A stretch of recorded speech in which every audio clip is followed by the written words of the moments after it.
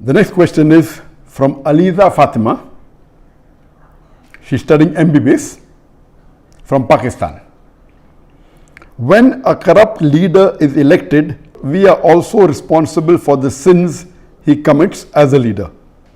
What should be our priorities while electing a leader? In today's circumstances, when we cannot find a loyal and honest leader, what should we do? Should we give our vote or waste our right to elect? A similar question is posed by Majid Khan from Hyderabad, India.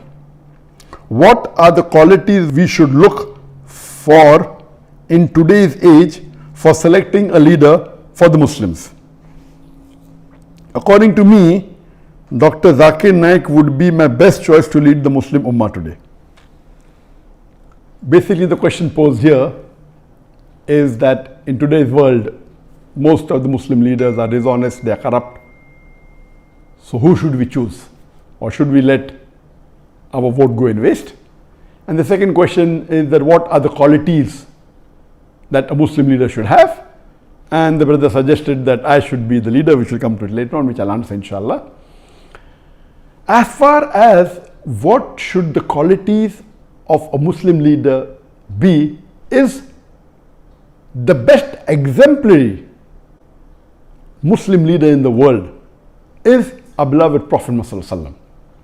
That's the reason Michael H. Hart, he places him number one in the list of 100 most influential human beings in the history of humankind.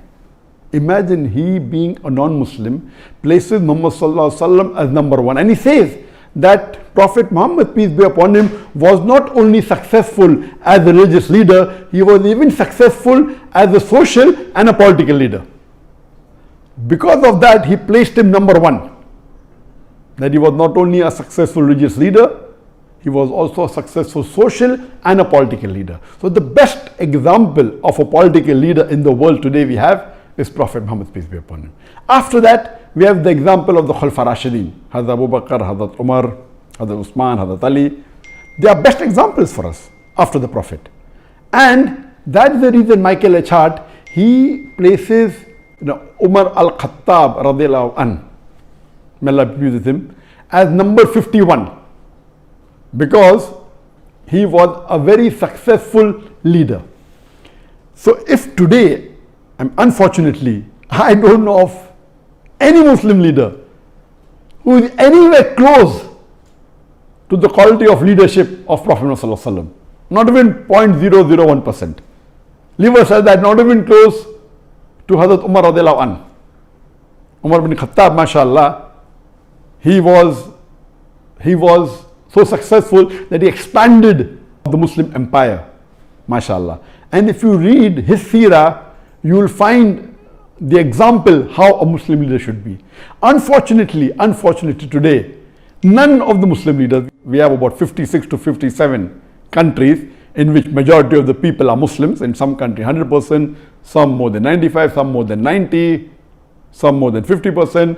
There are about 57 countries in the world out of a little bit more than 200 countries. That means more than 27% of the countries in the world, there are countries in which Muslims are in majority. Unfortunately, none of these leaders are anywhere close to Umar al-Khattab radiallahu anhu. Nowhere close. And if you read the seerah of Hazrat Umar, may Allah be pleased with him, he told his family that if any of my family members break any of the rules, they will get double punishment. Because the family of a caliph should be following the rules much more than others. If they break any rule, they will get double punishment. And you have several examples. Unfortunately, we find today that most of the Muslim leaders, they are more, as the sister rightly asked the question, that most of them are corrupt, most of them are dishonest, they are involved more in making money for themselves, unfortunately. Just let me give you an example of Hazrat Umar radiallahu anhu. That when he was the Khalifa, he had two of his sons, Abdullah and Ubaidullah, may Allah be pleased with them both. When they went to the governor of Basra, when they were passing Basra, the governor called them and he was very happy to meet them. He said, what can I do for you? Then he said, why don't you give this amana to Amirul Mu'minin, to your father, the Umar al-Khattab radiallahu anhu. But I give you permission that on your way you can utilize the money for business, and when you get the principal amount back, keep the profit, and you can give the principal amount back to Amirul Mu'minin. So both the sons of Umar radiallahu anhu, they take the money, and on the way they do business and they get a huge profit, and they go and give the principal amount to their father Amirul Mu'minin, and they say, this is what the governor of Basra said, and this is the amana. So Hazrat Umar was angry, and he asked his sons that, did the governor give this money to somebody else? They said no. So how come he has given it to you? So Umar radiallahu anhu commanded to his sons that give the principal amount as well as the complete profit. Give everything to Baitul Mal. Then the people who were close to Hazrat Umar radiallahu anhu, the other Sahabas, they told that this is a business deal and the permission was given by the governor. So what is their fault? And if it's a business deal, we are allowed to do that. So finally, after a lot of discussion, when they said that, he should change his ruling, then Hazrat Umar radiallahu anhu said, okay, fine, give 50% of the profit to the Baitul Mal. So we see he was so strict, and he made it a law that any of his governor, before they appointed, he checks their wealth. And once they relieve the post, he checks their wealth again. And he allows only a small percentage of increase. Anything more than that, he said, give it to Baitul Mal. Not that he accused them of corruption. No. He said that means even if you spend more time in the worldly affairs, you're not fit to be a governor. If you want to be a governor under my rule, you have to give your pure time to your duty. Even if you make money, honestly, that is not your purpose. Unfortunately, we see today in the Muslim Ummah, most of the Muslim leaders, they are far away from the deen. If you just take the basic concept of Salah, I believe more than 50% of the Muslim leaders, they may not be offering 5 times Salah in congregation. There may be a handful, just a small percentage who may be offering 5 times Salah, that also in a congregation. So unfortunately, the state of the Muslim Ummah today, we have gone far away from the Quran and Sunnah. That's the reason we have today, that the situation that the Ummah is in today, because we have gone far away from the Quran and the Sunnah, we have gone far away from the teachings of Allah subhanahu wa ta'ala and the teachings of beloved Prophet Muhammad sallallahu alaihi wasallam. And I do agree with the sister that today, unfortunately, the choice that we have is so limited, and unfortunately most of them would not fit the criteria of how a Muslim leader should be as per the Quran and Sunnah. So what should we do in this situation? What we have to do is that we have to select the best of the worst. And if we analyze,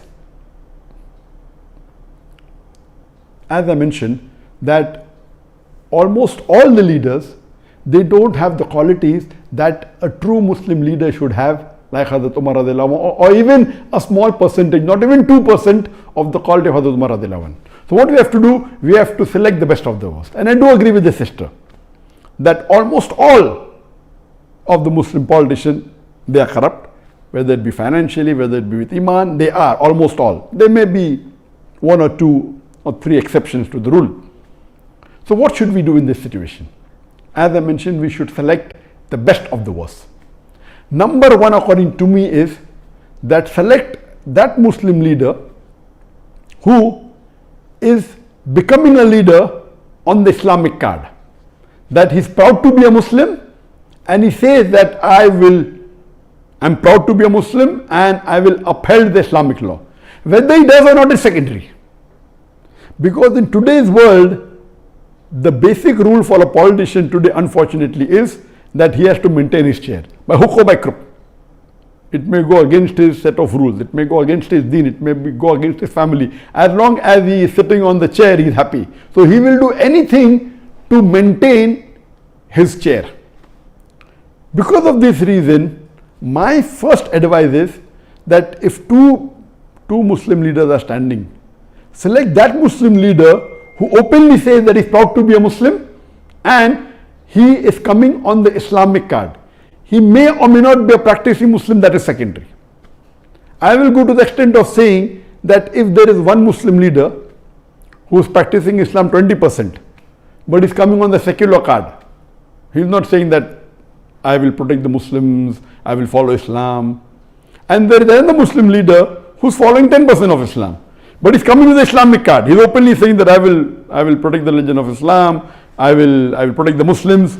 Better select the person who is following 10% Islam as coming with the Islamic card rather than the other Muslim leader who is following 20% and is not coming on the Islamic card, because the person who is not coming on the Islamic card will not go out of his way to follow the Islamic principles, because that was not his trump card to win the election. Whereas the other Muslim leader who may not be following Islam as much as the other person, both are below average, but at least because he's come with the Islamic card, he will see to it that he'll make more masajid. He may not pray salah, but he'll see to it he will make more masajid, more mosque. He will protect the law of Islam. He will help the Muslim, because his trump card to win the election was the Islamic card. This is a very key point. Unfortunately, and we know, as the sister rightly said, that majority, almost all are corrupt.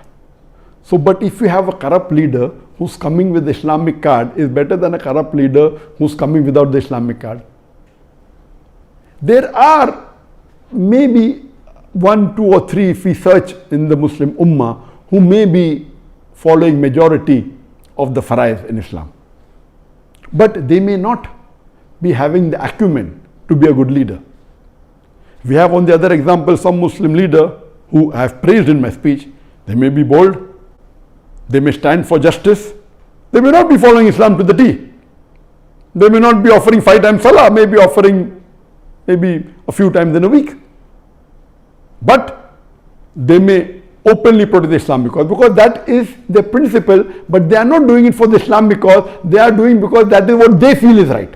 They are more for the cause of humanity, but Islam is far above humanity. So because of that, they may bring a voice in the international media, but their practice may not be Islamic.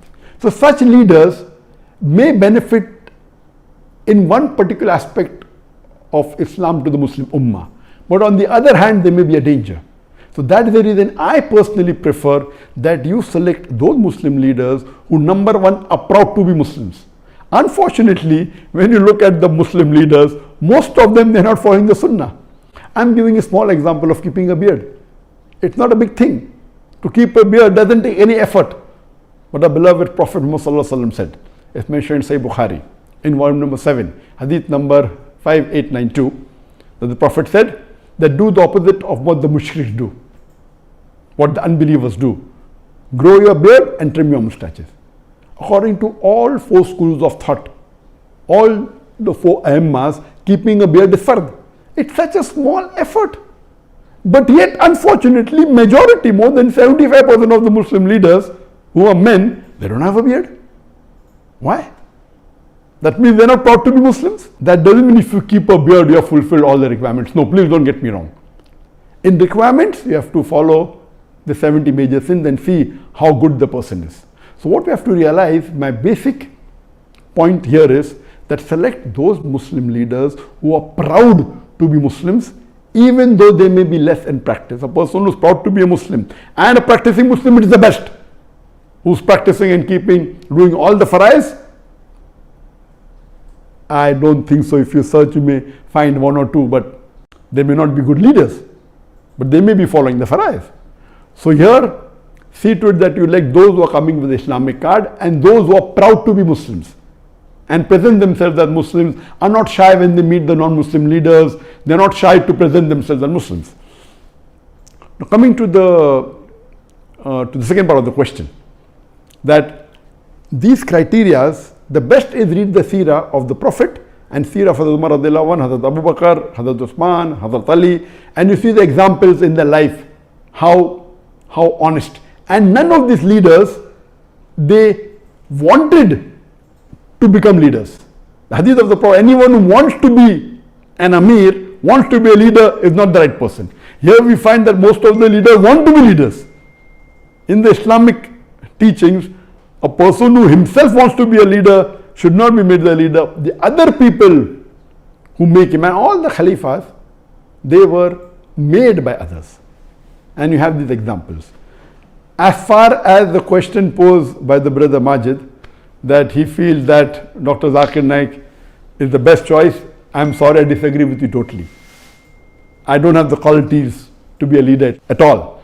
And I don't consider myself. And what I've seen in my life, in my personal life, I've seen that many religious people, when they enter into politics, almost all of them went away from their deen. I know several scores of Muslims who are very good practicing Muslims, who are offering 5 times salah, who are very honest, and they give such beautiful lectures. But the moment they entered politics, they got corrupt, they got influenced. Because unfortunately, the ummah that we have today, they are not like the Sahabas at the time of the Prophet and Khulafa Rashidin. Our Khulafa Rashidin, first they would take decision thinking, what would Allah want me to do? They were more scared of disappointing Allah. Today, our politicians are more interested in how it will benefit them personally. They don't want to disappoint the vote bank. The Khulafa Rashidin, they did not want to disappoint Allah. They would take a decision which would be completely against them, as long as it pleases Allah. As Allah says in the Quran in Surah Nisa chapter 4 verse number 135, that Ya ayyuhalladhina amanu, oh you believe, stand out for justice as witness to Allah subhanahu wa ta'ala, even if it be against yourself, against your parents, against your kitokin, against the rich or poor. Allah protects all. There were many times the question was asked to me in India that why don't I enter politics, and I said that, I mean, why do you want to become enemy? I mean, I have to jokingly tell them. Because in today's world, if you enter politics, there are high chances that you will spoil your akhirah. Very high chances. Because the way the ummah and the society is made, that if you want to live and remain in that seat, you will have to compromise on your principles. And the best example I can give you is of Dr. Israr Ahmad. Dr. Israr Ahmad, you know that mashallah, he was a very great Dai, and he gave tafsir of the Quran, he was very knowledgeable, he was popular, and he stood for election, and he won the election. After he won the election, a member of parliament he was made, and he was given some post, and after a few months he resigned. He said, asking me, what should be the width of the road? That's not what I'm made for. When I'm giving them Islamic solution, they don't want to listen. He immediately resigned. So a good person who is following the deen, he will either have to give up his deen or give up his position. And whatever Dr. Israr Ahmad did was the best. There may be few people like Dr. Israr Ahmad who may be Islamic and may have got into politics, but I don't know anyone who's a leader. May have come on a lower position, not as the head of state, and may be following the deen. But the way the society is made today, our ummah, you will either have to give up the post that you're in or give up the deen. So first of all, I'm not fit to be in that position. Neither do I want to spoil my akhirah. I'm very happy in being a Dai, and I'm very satisfied with Allah subhanahu wa ta'ala, whatever ni'mah He has given me.